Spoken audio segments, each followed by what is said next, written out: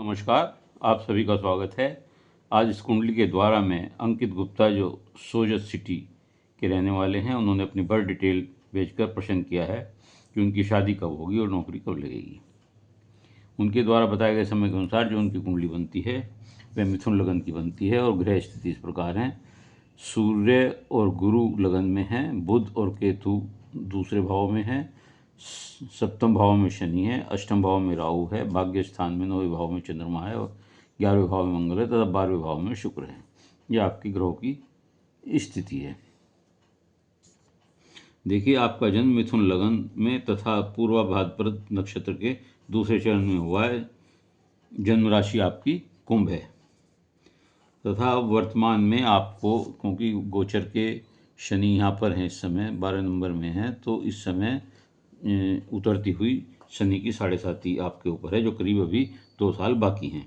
लेकिन अब कोई विशेष हानि इस शनि की 7.5 से नहीं होगी। वर्तमान में बुध की महादशा चल रही है और बुध में शुक्र का अंतर चल रहा है, जो 12/4/26 तक रहेगा।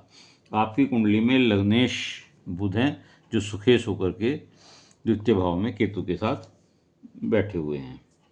दूसरे भाव में केतु अगर बैठते हैं तो ये माथे पर, आँख के आसपास या भौं के आसपास कोई छोटा सा निशान देते हैं, कट का निशान भी हो सकता है।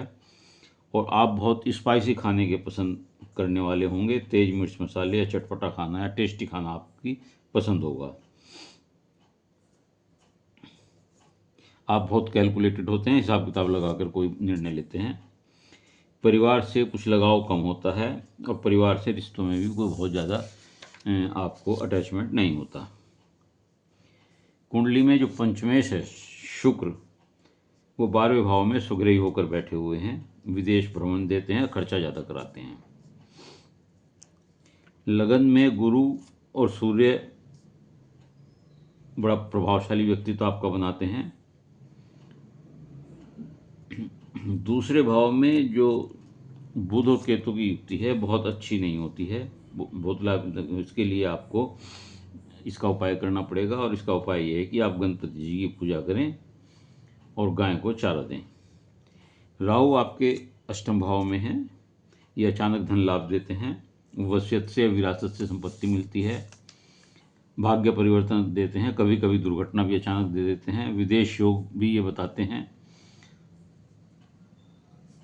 आपका प्रश्न शादी के बाबत है, जिसके लिए हम सप्तम भाव की स्थिति देखेंगे कि सप्तमेश कौन है, सप्तम भाव में कौन बैठा हुआ है, सप्तमेश का प्लेसमेंट कहाँ है, वो कहाँ बैठा हुआ है, और सप्तमेश में बैठा हुआ ग्रह किस किस भाव से जुड़ा हुआ है, उस पर किस ग्रह की किस प्रकार की दृष्टि पड़ रही है।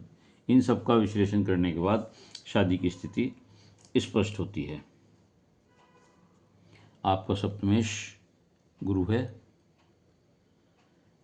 और वो 10वें भाव का स्वामी, जो नौकरी का भाव भी है, राजभाव का स्वामी है, उसका भी स्वामी होकर के लगन में बैठा हुआ है। अर्थात 2 केंद्रों का स्वामी केंद्र में बैठा हुआ है। गुरु सूर्य के साथ बैठा हुआ है, बहुत अच्छी पोजीशन में है। और यहाँ पर गुरु बैठ करके आपके पंचम भाव को भी देखते हैं, पत्नी भाव को भी देखते हैं और भाग्य स्थान को भी देखते हैं। इनकी दृष्टि बहुत अच्छी होती है, इसलिए पत्नी भी आपको अच्छी और हो सकता है नौकरी वाली मिले।